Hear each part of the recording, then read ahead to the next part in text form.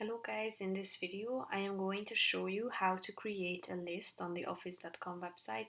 But first I just want to mention, don't forget to subscribe to my channel because at 10,000 subscribers I am going to show you my whole YouTube revenue statistics and growth strategy, how to make money online. Now let's jump into it. First of all, open the website and after that tap on this create button in the upper left corner of the screen.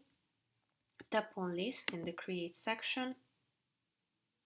Tap on this plus icon in the upper left corner to create a list. Then you should add the name of your list,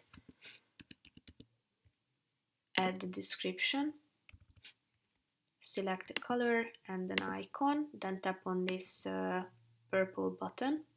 So here you can find your new list. If you would like to add an item, tap on this plus icon, add an item, and then you should type in the name of your item, and here you can add the new one as well if you want to. So that's how you can create list. Here you can find the title and you can add new columns as well. So that's pretty much it for this video guys. See you in the next one. Bye bye.